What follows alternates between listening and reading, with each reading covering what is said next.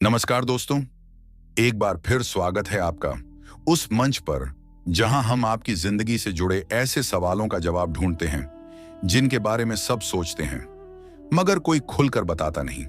आज का सवाल बड़ा दिलचस्प है। किस पल मिलता है बुरे कर्म का फल? क्यों कोई कसाई सालों तक मस्ती करता है और कोई नेक आदमी तकलीफ में जीता है? भगवान बुद्ध ने इस रहस्य को बहुत गहराई से समझाया था और आज मैं आपको वही कहानी और उसकी सच्चाई सुनाने जा रहा हूं। तो बने रहिए मेरे साथ, क्योंकि इस वीडियो के आखिर में मैं आपको वो सूत्र भी दूंगा जिससे आप बुरे कर्म का असर मिटा सकते हैं।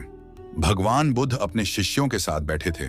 चारों ओर हरियाली, मंद मंद हवा चल रही थी। तभी एक नौजवान आया और सवाल किया, भगवान, लोग बुरा करते हैं लेकिन उन्हें तुरंत सजा नहीं मिलती। कभी कोई अच्छा इंसान भी दुख पाता है, आखिर क्यों? बुद्ध मुस्कुराए और बोले, पुत्र, इसका जवाब जानना है तो सुनो ये कहानी। बुद्ध ने समझाया, पुत्र, कर्म 3 तरीके से फल देता है। पहला, इसी जन्म में। दूसरा, अगले जन्म में। तीसरा, कई जन्मों बाद। उदाहरण के तौर पर अगर कोई चोरी करे और पकड़ा जाए, ये तुरंत फल है। अगर नहीं पकड़ा जाए लेकिन अगले जन्म में गरीबी, बीमारी या कष्ट भोगे, ये अगले जन्म का फल है। और अगर कई जन्मों बाद उसका पाप जागे तो ये देर से मिलने वाला फल है। कसाई चंदा की कहानी। प्राचीन समय में एक कसाई था, चंदा। हर दिन दर्जनों जानवर मारता था। लोग डरते थे लेकिन उसके पास धन दौलत की कमी नहीं थी। सभी सोचते, ये पापी मरेगा कब? मगर वो मजे करता रहा। मौत के बाद उसकी आत्मा तुरंत भयानक योनियों में चली गई, जहां उसे सैकड़ों सालों तक कष्ट सहना पड़ा। बुद्ध बोले, कई बार पाप का फल उसी पल नहीं मिलता क्योंकि पुराने पुण्य उसका असर रोक रहे होते हैं। जैसे छतरी से बारिश रुकती है लेकिन छतरी हटते ही पानी भिगो देता है। पुण्य पाप का टकराव। दोस्तों, याद रखिए, जब तक आपका पुण्य साथ है, बुरे कर्म का असर नहीं आएगा। मगर जैसे ही वो खत्म होता है, पाप का असर शुरू हो जाता है। 4 स्थितियां बनती हैं। एक, पाप भारी, पुण्य कम, शांस तुरंत सजा दो। पाप भारी, पुण्य साथ, शांस देर से सजा।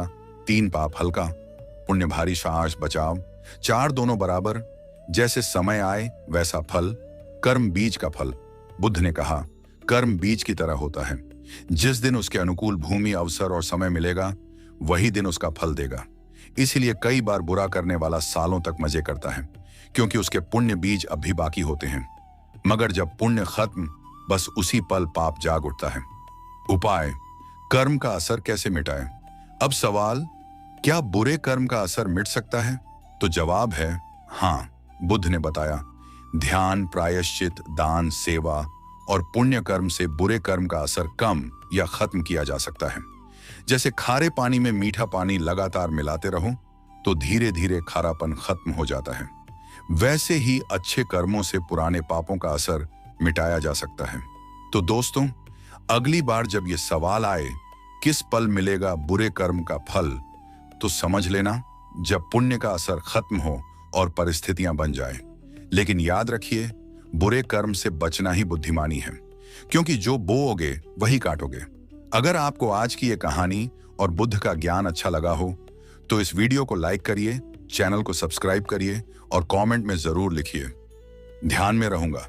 मिलते हैं अगली कहानी में। धन्यवाद।